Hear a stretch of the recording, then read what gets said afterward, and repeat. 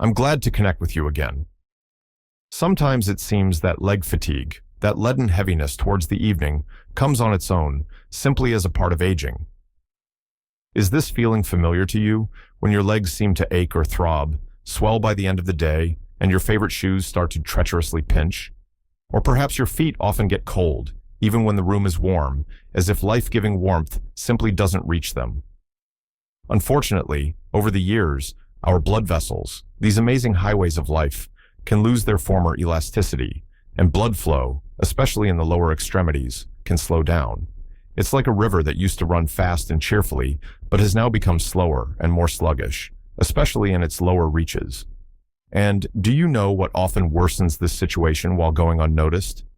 Things that seem like small details, uncomfortable, though familiar, shoes that constrict the foot like a vice, long hours when the legs simply hang down without support, obeying gravity, or even chronic stress, which subtly clamps down on our blood vessels. But I'm here to assure you, this is not inevitable. We can help our legs feel much better, restore their lightness and comfort. And this doesn't require any heroic efforts. I will share simple, accessible tips that will help you improve circulation and the overall well-being of your legs. I promise, after following these recommendations, you will feel noticeable relief, and your legs will become your grateful allies. The second step will be especially important. For many, it becomes a real discovery and a turning point. So stay with me until the end, and let's figure out together how to give our legs the care they deserve. The foundation of your comfort, swapping old shoes for proper support. Our first step concerns what we stand and walk on every day, our footwear. We will replace old, worn-out, perhaps beautiful but uncomfortable shoes, or even backless and unsupportive house slippers, with properly fitted, supportive, and comfortable shoes in the right size. Let me tell you the story of Harold, 74 years old. Harold adored his old soft loafers. He wore them almost constantly, both at home and for short walks to the store. The soles were worn down, the shape long gone, but Harold would say, "They're like old friends, so comfortable." At the same time, he increasingly complained about foot pain towards the evening, fatigue in his calves, and even some instability when walking. His daughter, seeing how he shuffled his feet, persuaded him to go to an orthopedic shoe store and pick out a new pair of shoes. Harold resisted. Why spend the money? These new shoes are stiff, not like my dear old loafers. He felt a bit offended, as if something familiar and dear was being taken away from him. The very idea of proper shoes seemed like an unnecessary fuss to him, but his daughter insisted. At the store, they carefully measured his foot, took his width into account, and selected lightweight shoes with good cushioning, arch support, and a sufficiently wide toe box. The first few days felt strange to Harold. The shoes seemed too proper, not as loose as he was used to. But after just a week, he noticed with surprise that his foot pain had almost disappeared. He began to walk more confidently, shuffled less, and his legs tired significantly less by the evening. What was the reason? Our feet are a complex mechanism and the foundation of the entire body. Improper footwear, without support, too narrow, or with a flat, thin sole, forces the muscles and joints of the foot, lower leg, and even thigh to work incorrectly, under excessive strain. It's like building a house on a crooked foundation. Sooner or later, the entire structure will experience stress. Bad shoes can disrupt walking biomechanics, which also affects blood circulation. Properly fitted shoes provide cushioning, reduce excess load on the joints, support the arch of the foot, and allow the toes to spread freely. This creates conditions for normal muscle function and better blood flow during walking. Harold realized that his comfortable old loafers were actually the cause of his discomfort. The new shoes not only relieved his pain, but also restored his confidence in movement. He started enjoying walks again, which used to tire him out. So, my dears, pay attention to your footwear, even your house slippers. Make sure it fits well, supports the foot, and has a non-slip, cushioning sole. Perhaps it's time to say goodbye to old friends that no longer serve you faithfully. Give your feet a reliable foundation, and you will feel how much lighter your whole body becomes. The magic of gravity, a turning point for tired legs. And here is our second step, the very one that becomes a real turning point for many and brings quick, tangible relief. we will replace the habit of sitting or standing for hours, allowing the legs to swell under the force of gravity, with regular short periods when we elevate our legs above heart level. Meet Eleanor, 70 years old. Eleanor loved spending evenings in a cozy armchair with a book or knitting, but by the end of the day, her ankles invariably swelled, became heavy, puffy, and the skin felt tight. She tried ointments, but the effect was temporary. She had resigned herself to it, considering the swelling an inevitable companion of age and her vein problems. When her friend advised her to simply lie down with a couple of pillows under her legs, Eleanor was skeptical. Is that all? She thought. How can such a simple thing help with such severe swelling? It's probably nonsense. She felt distrust and even slight irritation at being offered such a primitive solution to her long-standing problem. But one evening, when her legs were aching particularly badly, she decided to try it. She lay down on the sofa, placed 2 couch pillows under her calves so that her feet were above heart level, and turned on the TV. At first, it felt a bit strange, but after just 15 to 20 minutes, she felt amazing relief. The heaviness began to disappear, and a feeling of lightness emerged. She started doing this every evening for 20 to 30 minutes, and sometimes during the day if she felt tired legs. The result exceeded all expectations. The evening swelling became significantly less, and sometimes didn't appear at all. Her legs stopped aching, and her overall well-being improved. Why does this work so well? It's all about gravity and venous blood flow. When we sit or stand for long periods, it's harder for blood and lymph to return from the legs back to the heart, overcoming the force of gravity. Fluid stagnates in the lower extremities, causing swelling and a feeling of heaviness. This is especially true if the veins are no longer as elastic as they were in youth. By elevating our legs above heart level, we use gravity to our advantage. We help blood and lymph flow away easily from the legs, reducing pressure in the veins and relieving swelling. Imagine a river with a blockage downstream. Elevating the legs is like creating a slope that helps the water flow freely again. It's a simple but incredibly effective physiological trick. For Eleanor, this became a real turning point. She realized she could actively help her legs without resorting to complex procedures. This simple habit restored her comfort and lightness, freeing her from years of discomfort. Therefore, I strongly recommend you try this simple but magical technique. Find 15 to 20 minutes a couple of times a day to lie down or sit with pillows under your legs. Let gravity become your ally in the fight against swelling and leg fatigue. This really could be your personal turning point. Armchair gymnastics, awakening the second heart. Our third step is adding movement where it might seem impossible, right in your favorite armchair. We will replace passive sitting with active sitting, incorporating simple exercises for the feet and lower legs into our daily routine that can be done without standing up. Let's recall Richard, 78 years old. Richard has arthritis in his knee joints, and long walks are difficult for him. He spends most of the day in his armchair, reading newspapers or watching TV. He often complained that his feet were constantly cold, and his calves felt wooden, especially after sitting for a long time. He felt like a prisoner of his ailments and limited mobility. When a physical therapist suggested he do simple exercises while seated, Richard chuckled skeptically. "Doctor, what's the use of this leg waving? It's hard for me to walk, and you're talking about exercises in a chair." It seemed too insignificant to have any effect, and he felt despondent about his immobility. The physical therapist showed him several simple movements: heel-to-toe rolls, ankle circles in both directions, flexing and pointing the toes, heel raises with toes on the floor, alternating leg extensions.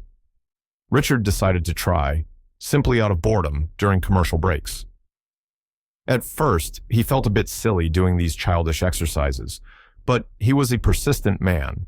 After a couple of weeks of regular practice, literally 5 to 10 minutes several times a day, he noticed with surprise that his feet were getting cold less often. His calves weren't so stone-like after sitting, and it even became a bit easier for him to get up from the chair. How does this work? The calf muscles are rightly called the second heart, or the muscle venous pump. With each contraction, they squeeze the deep veins of the legs, helping push blood upward towards the heart. When we sit motionless, this pump hardly works, which leads to blood stagnation, a feeling of coldness and heaviness. Simple exercises for the feet and lower legs, even performed while sitting, make these muscles work. They activate blood flow, help get the blood moving, warm the tissues, and improve ankle joint flexibility. It's like starting a car engine that has been idle for a long time. Initially, it runs at low revs, but that's enough to bring the system to life. Richard understood that even small movements make a big difference. He gained not only physical improvement, but also a sense of control over his condition, the joy of being able to do something for himself despite his limitations. So, if you spend a lot of time sitting, don't let your legs fall asleep. Include a few minutes of simple gymnastics for your feet and lower legs in your day. Do heel-toe rolls, rotate your ankles, flex your toes. Wake up your second heart. Even a little activity is better than none at all. The power of fiber, spring cleaning for your vessels. Our fourth tip concerns what we eat, specifically the importance of fiber. We will replace products made from white flour, bread, pasta, pastries, white rice, and sweets, which are low in dietary fiber, with whole grains, legumes, vegetables, fruits, and berries, which are rich in fiber.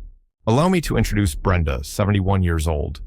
Brenda often suffered from constipation, felt sluggish, and her doctor regularly reminded her about her high cholesterol levels.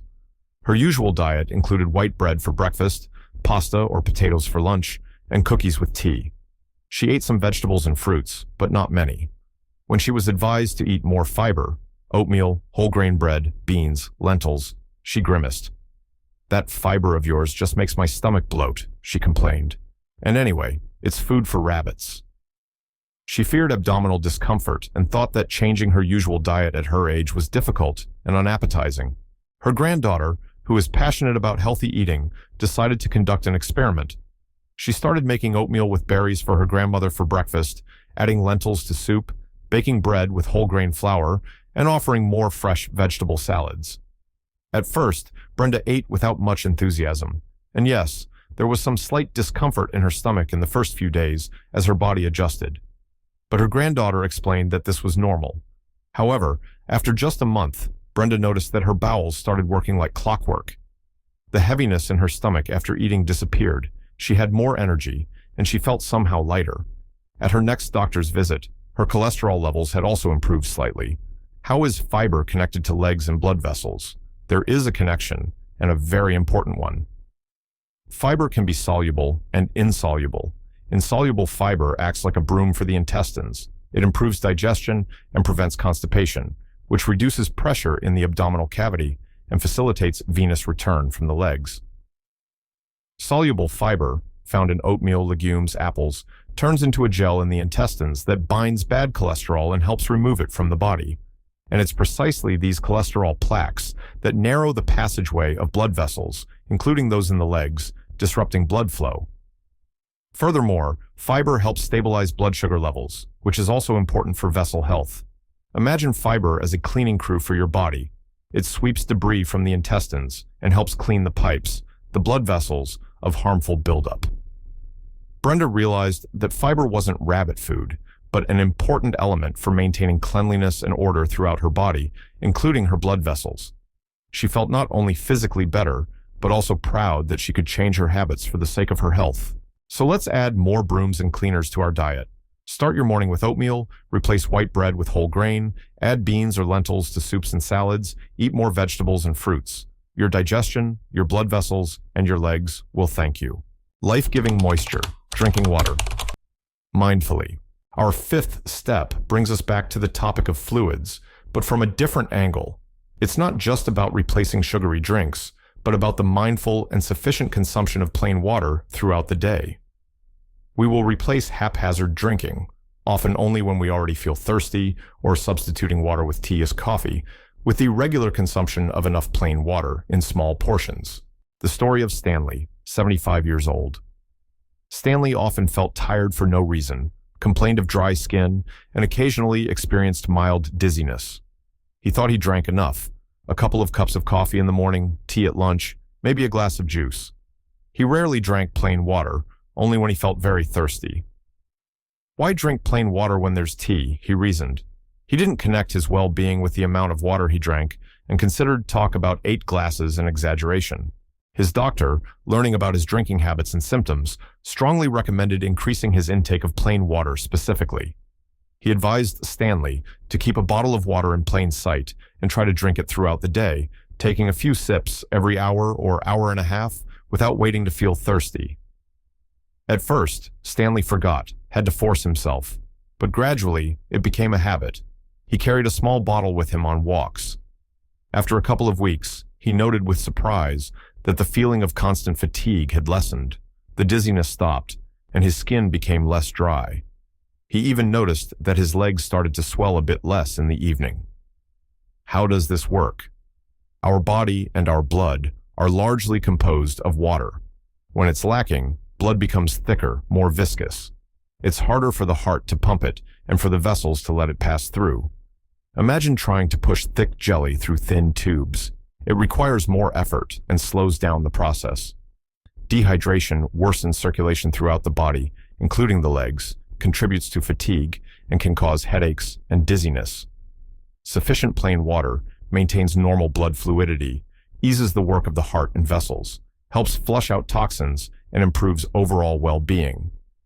Tea and coffee, although containing water, have a diuretic effect and cannot fully replace plain water. Stanley realized that water isn't just a liquid, but a necessary element for the normal functioning of his entire mechanism. Mindful water consumption became a simple way for him to improve his well-being and support his cardiovascular system. So let's make friends with plain water. Keep a glass or bottle of water handy. Drink small amounts throughout the day. Don't wait for intense thirst. In older adults, the sense of thirst often diminishes. Make water your main beverage. It's a simple and accessible way to help your blood flow easily and freely, nourishing every cell in your body, including your tired legs. Calmness, a balm for your vessels, learning to manage stress. And finally, the sixth point, which concerns our emotional state. We will replace the habit of carrying stress inside, constantly worrying and being anxious, with mastering simple relaxation and stress management techniques. Let's remember Patricia, 69 years old. Patricia is a very caring grandmother and mother, but she constantly worried about everything: the health of her loved ones, the news, the future. She often felt internal tension, slept poorly, and during moments of intense worry, she noticed her hands and feet would get cold and her heart would start pounding. Her doctor told her she needed to worry less, but Patricia just sighed, "Easy for you to say. How can one not worry?" She considered her anxiety a character trait and didn't believe that any exercises could help her cope with real worries. Her friend, who practiced yoga, suggested she try a simple exercise: diaphragmatic breathing, belly breathing. Patricia was skeptical, but decided to try it one evening when she felt particularly anxious. She sat comfortably, placed one hand on her chest, the other on her abdomen, and began to inhale slowly through her nose, trying to make her abdomen rise, not her chest, and exhale slowly through her mouth. She did this for 5 to 10 minutes. At first, it was difficult to concentrate. Thoughts kept intruding. But gradually, she felt the tension in her shoulders release. Her breathing became calmer, and her heartbeat slowed down. She even felt warmth in her hands and feet. How is this connected? When we experience stress, our body releases hormones, adrenaline, cortisol, that prepare us for the fight or flight response. One effect of these hormones is the constriction of peripheral blood vessels, vasoconstriction, including those in the hands and feet. Blood rushes to vital organs, and the extremities grow cold. Blood flow to them is temporarily restricted. If stress becomes chronic, vessels are often in a state of spasm, which increases blood pressure and worsens blood supply to tissues. Simple relaxation techniques, such as deep breathing, meditation, gentle stretching, or even just listening to calm music, activate the parasympathetic nervous system, the rest and digest system. This helps lower stress hormone levels, relax blood vessels, cause vasodilation, and improve blood flow. Imagine stress as a tight knot on your blood vessels. Relaxation is a way to gently untie this knot, allowing blood to flow freely. Patricia realized that she couldn't change all external circumstances, but she could change her reaction to them. Mastering simple relaxation techniques became her tool for relieving internal tension and caring for her blood vessels. Therefore, my dears, don't underestimate the impact of stress on our physical health. Find a few minutes each day for yourself to calm your mind. Try deep breathing, listen to your favorite music, sit in silence. Stress management isn't a luxury, but an important part of caring for your heart and blood vessels, including those that nourish your legs. Give your blood vessels some peace. So, we've looked at 6 more keys to the health and lightness of your legs: proper footwear, the magical power of gravity when elevating legs, armchair gymnastics, the cleansing power of fiber, the life-giving moisture of plain water, and the calming balm of relaxation for your vessels. Perhaps some of these tips seem new or require a little effort to integrate into daily life. But I want to sincerely tell you, you possess incredible strength. The strength of your experience, your wisdom, and your desire to live better. You've been through a lot, and changing some habits for your own comfort and health is definitely within your capabilities. Approach these changes not as strict rules, but as an expression of kindness and respect for your body, which has served you so faithfully all these years. You deserve to feel lightness in your legs, to walk with pleasure, to sleep peacefully without waking up from pain or heaviness. You have every right to an active and joyful life at any age. Start small, choose what resonates most with you. Every step taken with self-care is already a victory. Believe in your capabilities. Listen to your body. You can do much more than you think. Take care of yourselves, because you are the most precious thing you have. Until our next warm meeting,